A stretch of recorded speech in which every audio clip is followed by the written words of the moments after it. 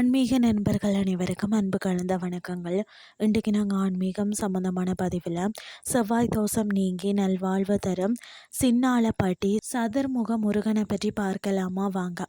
திண்டுக்கல் மாவட்டத்தில் உள்ள பிரசித்தி பெற்ற சின்னாளப்பட்டி அருள்மிகு சதுர்முக முருகன் திருக்கோயிலின் அரிய சிறப்புகளை தான் நாம் இன்றைக்கு பார்க்க போகிறோம். இங்குள்ள சதுர்முக முருகன் தனது வலது கரத்தில் சங்கு முத்திரையும் இடது கரத்தில் சக்கர முத்திரையும் தாங்கி மார்பில் பார்த்தீங்கன்னா கவுரி சங்கரர் ருத்ராட்ச மாலை சூடி கம்பீரமாக காட்சி அளிக்கிறார்.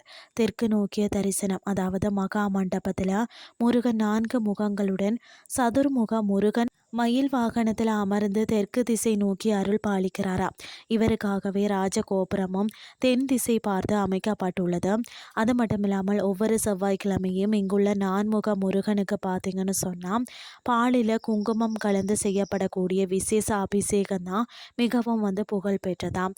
அது மட்டும் இல்லாமல் செவ்வாய் தோஷ நிவர்த்தி, செவ்வாய் தோஷத்தால் திருமண தடைகளில் இருக்கிறவங்க இங்கு வழிபட தோஷங்கள் நீங்கி விரைவில் சுபகாரியங்கள் கைகூடும் என்பது நம்பிக்கையாகவும் இருக்கிறது.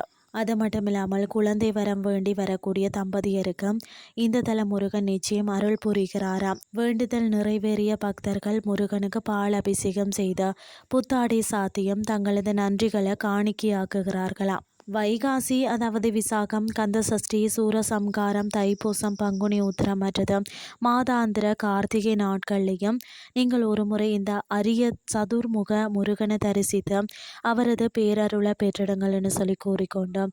இன்றைய ஆன்மீகம் சார்ந்த பதிவை நிறைவு செய்து கொள்கிறேன். இதே மாதிரி மற்றொரு ஆன்மீகம் சார்ந்த பதிவோடு உங்களை சந்திக்கிறேன். நன்றி.